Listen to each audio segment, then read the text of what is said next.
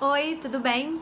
Esse vídeo é fruto de uma aula que eu dei ao vivo no Instagram no final do ano passado e eu dividi em duas partes. Na primeira delas eu vou descrever, nesse vídeo eu vou descrever todas as etapas e como eu entrego o meu projeto de interiores, quais são os produtos. E na semana que vem, na parte 2, eu vou mostrar tudo isso em um exemplo de um projeto meu. Eu dividi para não ficar muito longo. Se você se interessa por esse conteúdo, eu sugiro que você deixe um like, se inscreve no canal, toca o sininho para você ficar sabendo sempre que eu postar alguma coisa, tá bom? Espero que goste. Um beijo. Sobre as etapas de projeto. Qual é a ordem que eu faço as coisas? E mais uma coisa, gente, que eu queria lembrar. O que eu tô falando aqui, tem muita coisa que não existe certo e errado. Existe o que eu resolvi desenvolver, o que eu quebrei a cara, o que eu percebi que os clientes preferem. Então é uma percepção minha e eu tento sempre que possível conversar com os meus colegas. Vocês com certeza vão fazer uma amizade grande com o pessoal de arquitetura, de design.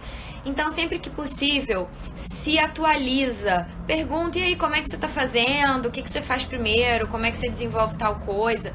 Não é vergonha, não é problema nenhum, é simplesmente abrir sua cabeça para as coisas que estão aí no mercado, para as novas ideias, para o que as pessoas estão produzindo de diferente, beleza? Então vamos lá. A ordem que eu normalmente utilizo nos meus projetos de interiores são: começo com um levantamento. Então normalmente o projeto de interiores ele é dentro de um cômodo existente, ou ele é dentro de um apartamento inteiro, enfim. Às vezes eu faço projetos de interiores dentro de uma casa que eu tô fazendo o projeto. Quando isso acontece, aí beleza, eu não preciso fazer o levantamento porque eu já tenho o meu projeto, tá? Mas caso não, tem que fazer um bom levantamento. Já falei muito sobre isso, já fiz o workshop, pretendo fazer a segunda edição do workshop de levantamento, quem não participou e tem interesse. Porque quando você faz um bom levantamento, você ganha tempo ao longo do projeto, você não precisa ficar voltando lá, faltou essa medida, faltou aquela medida. E quando a gente fala de levantamento, não só do espaço físico, como também de qualquer qualquer móvel, qualquer coisa, na verdade, que o seu cliente queira aproveitar. Então, se ele tiver um equipamento, se for projeto de cozinha, por exemplo, se ele for aproveitar qualquer coisa da cozinha dele, você tem que medir. Se é um projeto de um quarto, tudo que ele quiser aproveitar, você tem que medir, tem que tirar foto. E o levantamento, ele é um levantamento fotográfico e um levantamento de medidas mesmo. As fotografias, elas quebram um maior galhão. E agora, além das fotografias, eu tenho tentado fazer um videozinho, porque tem uma regra que é fatal. A foto que você precisa sempre vai faltar. Sempre tem um cantinho assim, eu queria ver como que é o encontro de tal coisa com tal coisa. As fotos vão pegar tudo, menos aquele encontrozinho. Então, às vezes no vídeo, a gente consegue dar uma girada e ter mais detalhes do ambiente. Você pode pausar, enfim. E você pode também printar fotografias do vídeo. Então, eu tenho tentado introduzir isso nos meus levantamentos, beleza? Depois, então eu vou falar um pouco sobre as etapas e depois eu entro explicando cada uma delas, tá? Então, primeiro levantamento, depois estudo preliminar. O que é o estudo preliminar? São várias opções de layout, então eu preciso pensar tudo que é possível dentro daquele ambiente e preciso mostrar para o cliente o que eu consegui extrair de melhor dali para ver o que daquilo ali atende melhor a ele. Então eu nunca faço uma opção, nunca façam somente uma opção. A primeira opção nunca é a melhor opção. Então eu preciso fazer no mínimo 3. Mas normalmente eu faço várias, faço muitas, e aí depois eu fico igual uma louca tentando dar uma limpada, porque não acho legal você apresentar tantas opções para um cliente, porque confunde também. Então, ao mesmo tempo que você tem que fazer várias, você tem que ter um poder de ir enxugando para poder apresentar para ele, tá? Eu tô com um exemplo aqui de um projeto meu. Então a gente vai fazer o seguinte, a gente vai bater um papo aqui. Depois eu vou mostrar o meu exemplo e depois eu abro para perguntas, ok? Então vamos lá. Depois que eu faço essas várias opções, aí eu faço o projeto de decoração. Eu chamo de decoração, você pode chamar de anteprojeto, enfim, que é a parte volumétrica e visual, de cor, textura e iluminação. Depois eu vou para duas vertentes, que são o projeto executivo e, em paralelo, visitas às lojas, porque um depende do outro. Já vou explicar um por um. Quando eu tenho tudo isso bem definido, eu finalizo o meu projeto executivo e desenvolvo o detalhamento que vem depois do executivo, tá? Então vamos lá. Já falei um pouquinho aqui do levantamento. Estudo preliminar, gente. Eu faço o estudo preliminar no AutoCAD. O que é o estudo preliminar? Aquelas várias opções de layout. Por alguns motivos. O primeiro, eu acho que o AutoCAD é muito mais preciso do que o SketchUp. Eu não gosto de trabalhar opções de layout no SketchUp. Eu acho que ele tem algumas vistas que ele engana. Às vezes você quer pegar um pontinho, a precisão dele me incomoda, tá? Além disso, eu tenho muito mais agilidade dentro do AutoCAD do que dentro do SketchUp. Isso quer dizer que eu não uso o SketchUp nessa fase? Não, isso não quer dizer. Por quê? Se por acaso eu quero, dentro daquelas soluções, fazer um estudo volumétrico, deixa eu ter certeza se isso ficar bom desse jeito e tal. Aí eu vou pro SketchUp e faço um estudo, porque ele é maravilhoso para isso. Então eu subo lá alguns volumes, faço um rascunho, nada disso o cliente vai ver. É simplesmente pessoal. Talvez isso possa me ajudar a escolher quais daquelas soluções apresentar para ele. Então, o SketchUp nessa primeira fase, ele para mim, ele é um aliado, ele é um instrumento de estudo, mas ele não é utilizado para ser apresentado para o cliente. Então, eu faço lá as minhas 3, 4 pranchas no AutoCAD. Desenhos simples, não ponho um monte de cota. Eu ponho assim, eu puxo alguns nomes do que é um equipamento ou do que é um mobiliário, porque eu não fico trabalhando muitos detalhezinhos. Eu acho que não é o momento de você perder tempo com isso. Você vai ter tempo para detalhar e com experiência, você lá no início, lá nas soluções, sua cabeça já vai estar lá na frente. Isso aqui é difícil de executar. Isso aqui não vai dar muito certo.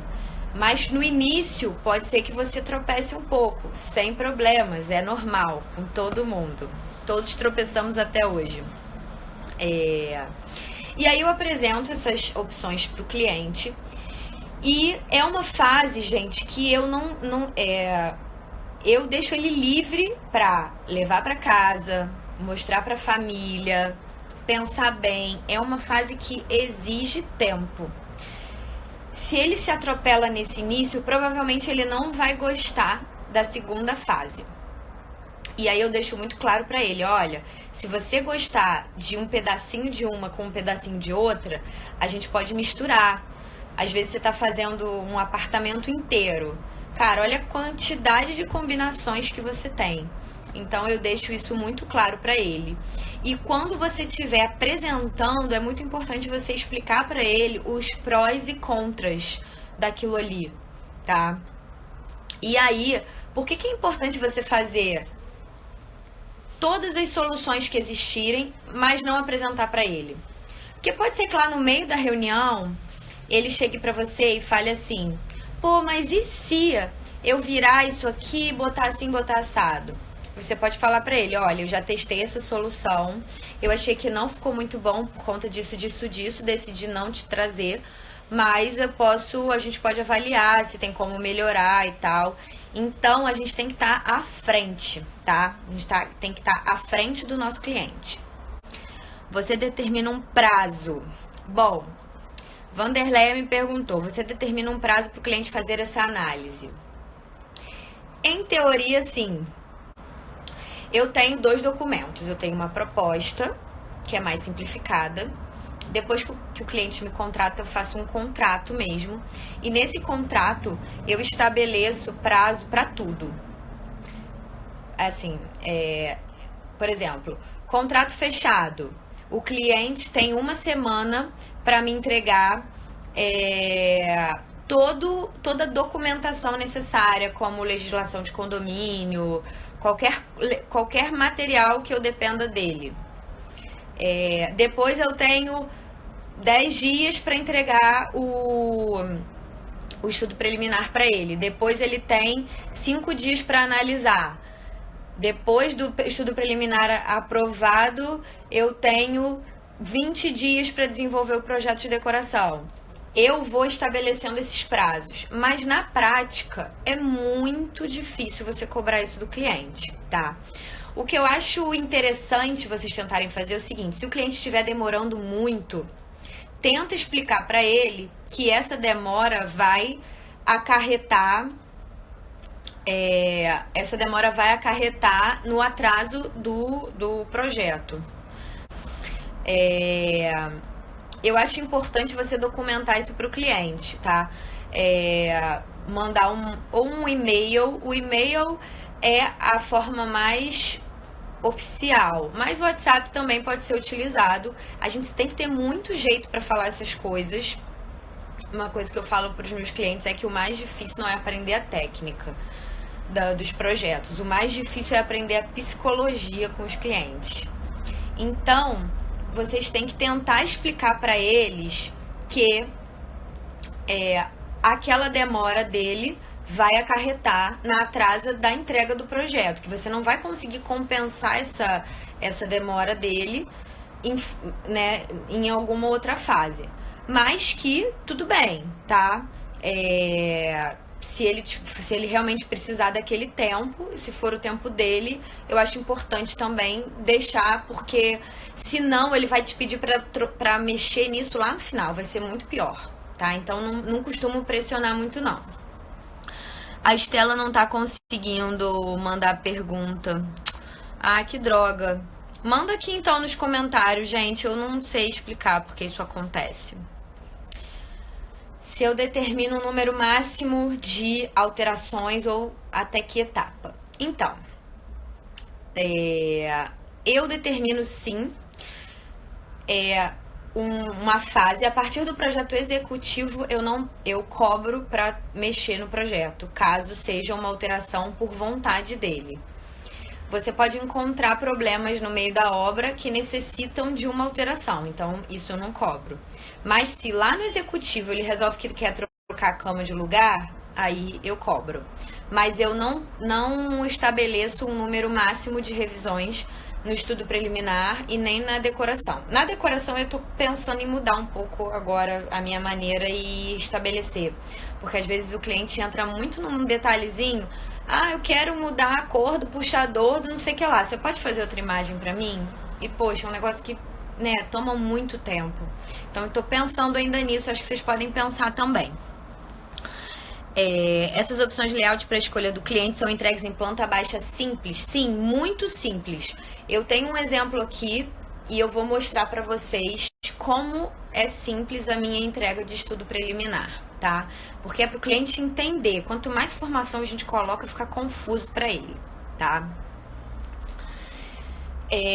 Então, eu espero ele me retornar. Ah, tá, troca isso, mexe naquilo. Mexo.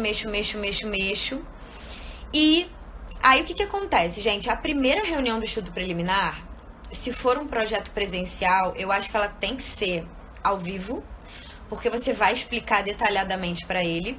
E aí depois, essas alterações, geralmente eu vou enviando por e-mail, porque aí o cliente já entendeu a representação gráfica, já entendeu o raciocínio, então é mais fácil, é muito mais rápido do que você marcar um encontro presencial, tá?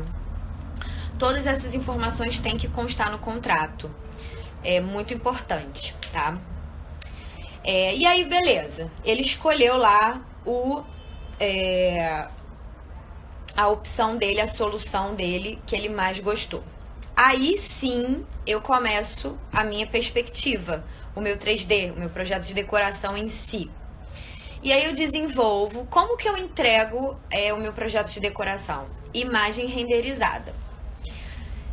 Há controvérsias sobre imagens renderizadas. Eu acho muito importante que elas sejam... qual é a função dessa imagem? É o cliente entender o mais próximo da realidade possível como vai ficar aquele cômodo. Tem muita gente que não tem noção espacial nenhuma, gente. É bizarro, tá? Tem gente que até com perspectiva tem dificuldade. Eu tenho uma cliente, tô com uma cliente agora, uma senhorinha, que tá tirando o meu couro.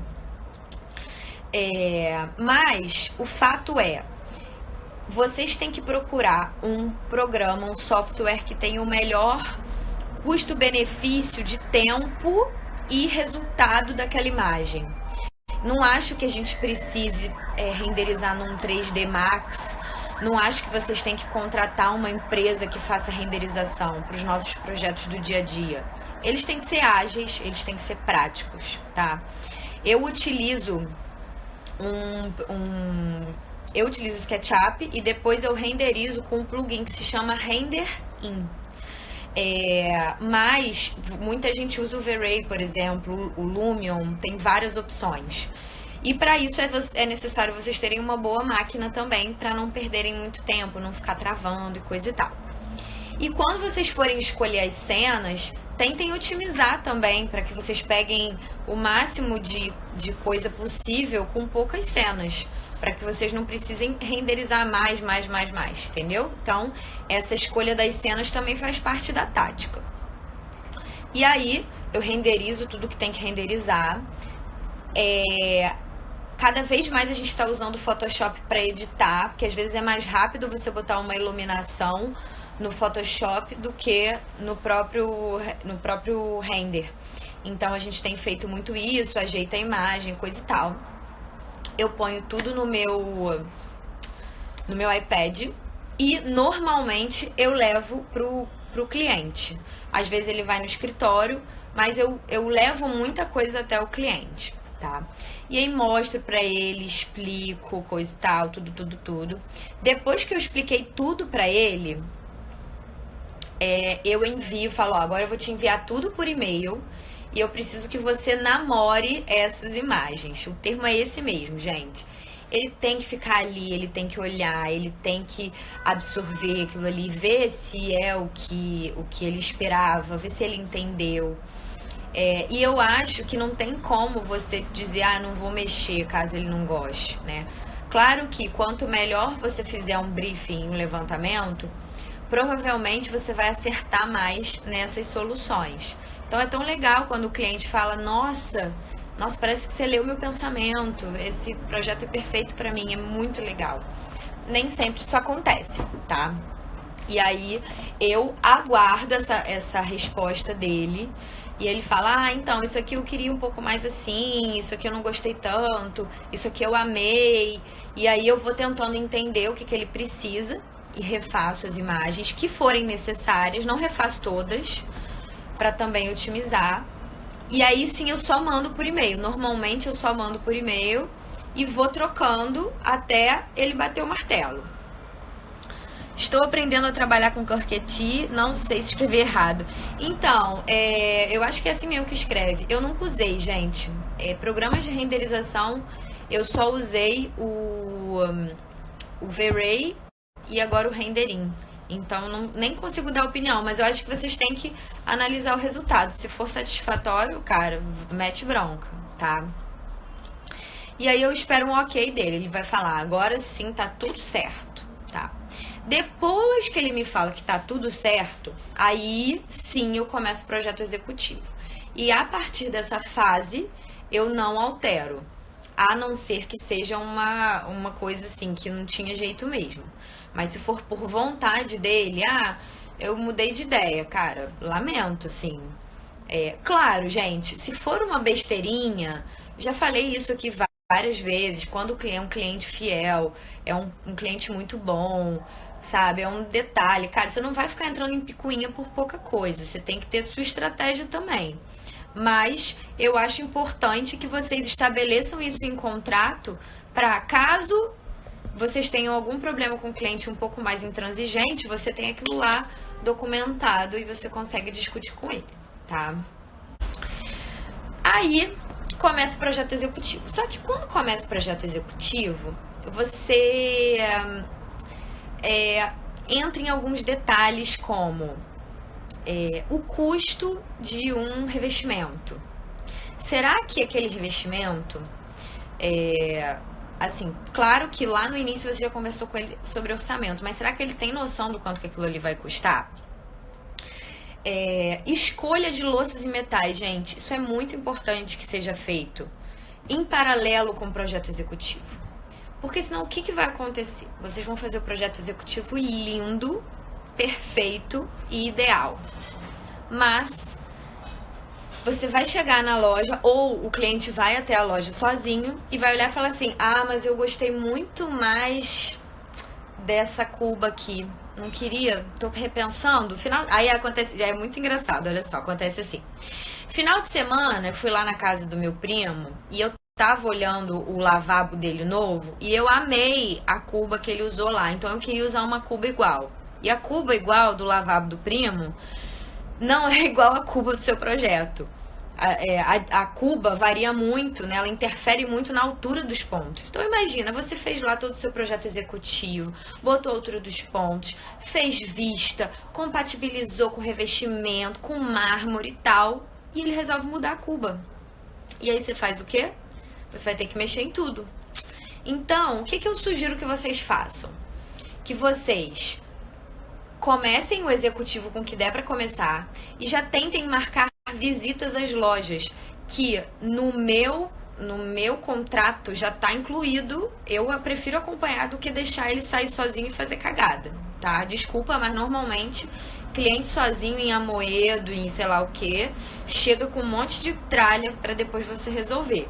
Então eu prefiro acompanhar. Então eu vou, sei lá, então dependendo do projeto, do que é mais relevante, você pode primeiro ir ver as louças e metais. Enquanto isso, sim, tem muita coisa que dá pra você ir tocando no executivo e enquanto não tá 100% resolvido. Fazendo as duas coisas. Então, primeiro eu vejo louças e metais, aí beleza, então agora, cara, se der pra fazer tudo no mesmo dia, pega uma tarde, assim, aí vai na loja de revestimento, escolhe. Às vezes o cliente olha ao vivo o revestimento e fala: não gostei, quero outro. Ou, cara, esse revestimento tá muito caro pra mim, a gente precisa de outra solução. E aí você consegue fazer tudo isso antes de perder 50 horas fazendo seu projeto executivo, entendeu? Acho que ficou pergunta pra trás aqui.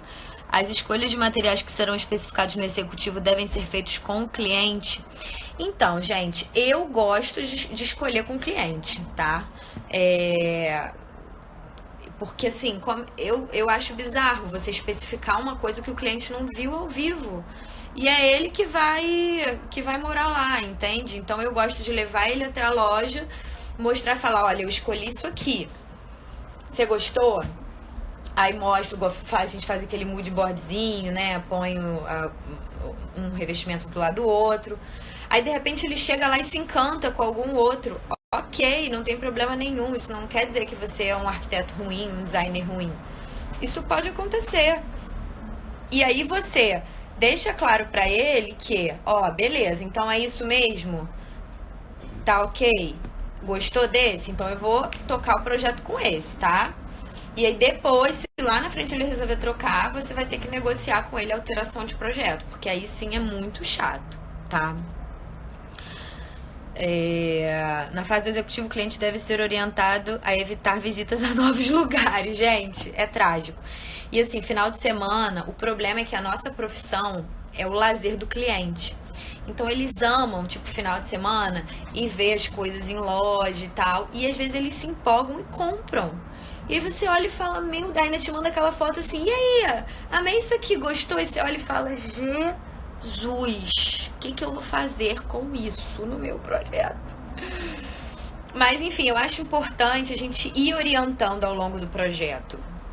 Olha, A gente vai marcar as nossas visitas. Se você for a algum lugar, achar alguma coisa, me manda foto antes de comprar. Não compra no impulso, não compra na emoção, porque pode ser que depois seja bem difícil de encaixar e tal. Então, a gente tem que tentar educar os nossos clientes, orientar e também respeitar. Caso eles decidam, paciência. E o projeto provavelmente não vai entrar no seu portfólio. Antes ou depois do briefing inicial, você manda o contrato? Então, eu faço assim, eu começo com um contrato. Aí, normalmente o briefing eu faço... Cara, sabe que eu não... Então, eu geralmente... É porque eu faço 2 briefings, né? Você tem o primeiro briefing no dia que você vai conhecer o cliente para poder fazer a proposta. Aí, com a proposta aprovada, eu mando o contrato e aí sim eu faço o briefing. Eu acho que é isso que eu faço. Difícil essa pergunta, hein, gente? Quando o cliente compra um material de gosto duvidoso que tem nada a ver com a proposta, o que fazer? Cara, depende muito do cliente. Se você tiver alguma abertura com ele, eu acho que você deve falar. Até porque a maioria das lojas, assim, algumas lojas aceitam troca, então de repente você ainda consegue, sei lá, botar aquilo ali no outro cômodo. Mas explicar, falar, olha, esse revestimento tá muito diferente da proposta. Geralmente eu tento jogar para qualidade, né? Porque gostos, ao contrário do que as pessoas dizem, o gosto é mais difícil de discutir, mas a qualidade não é. Então, assim, aí o cliente comprou e você fala, cara, essa marca não é muito boa, assim, acho que você... Não é pra mentir não, tá, gente? Se a marca for boa, vocês não falam isso não. Mas se tiver um quê um pouco mais racional, utilizem. Isso aí vai dar um trabalho pra limpar, isso é ótimo pra falar, isso aí vai dar um trabalho pra limpar, cara, isso vai te dar muito trabalho. Eu acho melhor a gente, não sei, vamos ver, vamos pensar o que fazer. Então, cara, é uma arte, tá? É uma arte lidar com os nossos clientes. E aí, depois que eu escolho tudo, eu vou lá e faço o meu projeto, finalizo, né? Compatibilizo com todas essas novas informações e faço detalhamento de mobiliário, de vidro, de mármore. E aí eu entrego tudo pra ele impresso e em meio digital, tá, gente? É legal entregar tudo pra ele em PDF também. Na faculdade deveria... Vanderlei falou tudo. Na faculdade deveria ter uma disciplina chamada psicologia para lidar com clientes. Deveria. Na verdade, na faculdade deveria ter 2 coisas que faltam muito. Psicologia e administração, tá? Que a gente sai querendo abrir escritório sem saber fazer absolutamente nada de financeiro, de planejamento. Então, na verdade a gente devia ter gestão, devia ter empreendedorismo. Gente, eu acho que os currículos estão muito atrasados, infelizmente. Eu tenho tentado sanar algumas dessas lacunas com o meu curso. Então, foi como que eu escolhi os módulos do meu curso, né? Eu peguei os gargalos. Eu peguei, assim, aonde que as pessoas vão ter mais problemas quando saírem da faculdade. Então, lá no início, eu falo justamente sobre essa questão de como lidar com o cliente, como fazer um bom briefing, como tentar transformar o gosto dele num projeto bacana através das técnicas de elementos do projeto. Falo sobre as cores têm um poder enorme nas sensações que elas causam dentro de um ambiente. Enfim, e assim fui. Agora a gente está no módulo de gestão, que vai ser no dia 5, e depois planejamento de obra.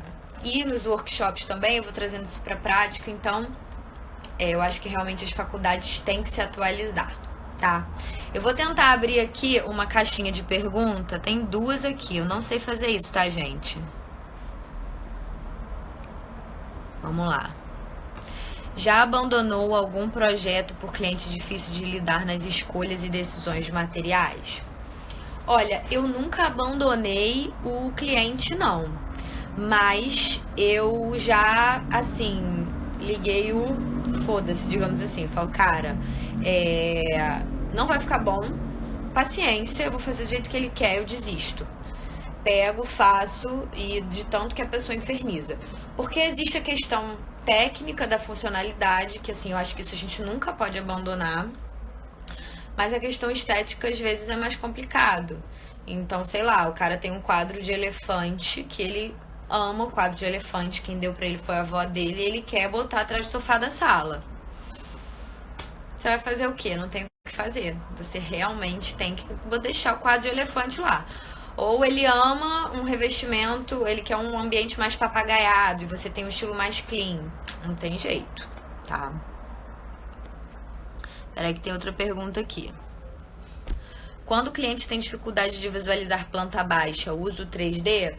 Então, quando eu mostro a solução, né, o estudo preliminar, e ele de cara já fala, não tô conseguindo visualizar e tal, eu falo, calma, vai chegar a fase do 3D e aí você vai visualizar um pouco melhor.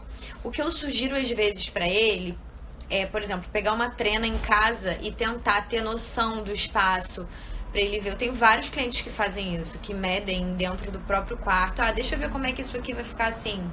E aí isso ajuda bastante para quem não tem muita noção de espaço e você ainda não tá lá na fase de 3D. Pessoal, eu vou passar aqui pro meu projeto, porque senão a gente não vai ter tempo. Eu acho bem importante.